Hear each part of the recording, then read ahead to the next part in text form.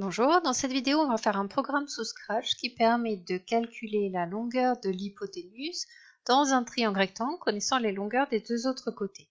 Cette fiche, tu la retrouves dans le site, dans la partie Scratch 3e, et c'est celle-là. J'ai ouvert déjà le fichier Pythagore 1 début, qui est ici, juste à côté, dans Scratch. Maintenant, je lance ma fiche. Et donc, il faut que je demande à l'utilisateur les longueurs des deux côtés de l'angle droit et que je calcule la longueur de l'hypoténuse. Donc, je vais commencer quand le drapeau vert est cliqué. Je demande la longueur. Alors ici, j'ai un schéma qui est très clair, donc je vais demander la longueur de AC.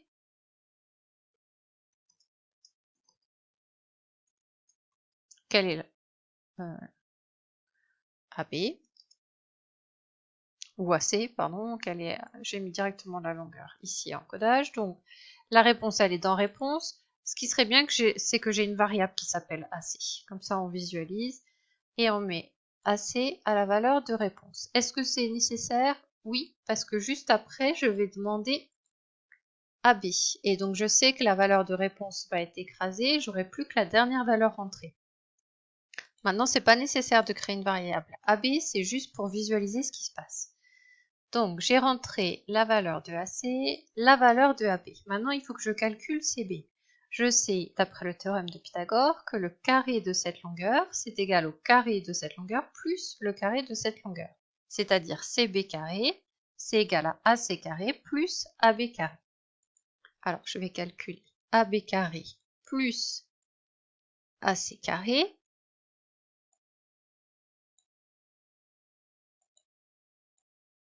AB carré, c'est AB fois AB. AC carré, c'est AC fois AC. Je vais créer une variable que j'appelle CB. Est-ce que CB est égal à cette longueur, à ce nombre? Non. CB au carré est égal à ce nombre.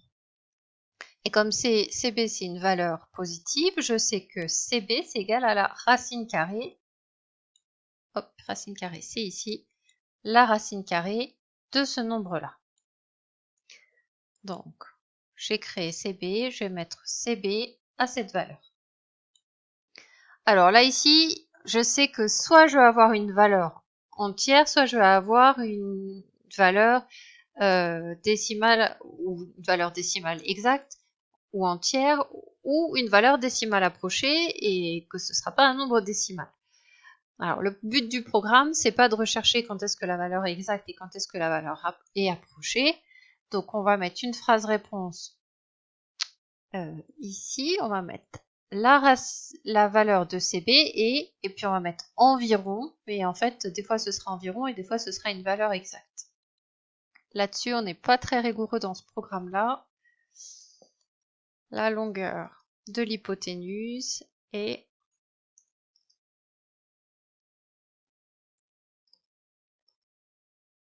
alors entre parenthèses environ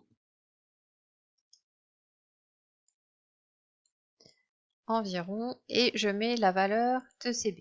On va quand même voir sur l'écran quand est-ce que c'est une valeur exacte et quand est-ce que c'est une valeur approchée.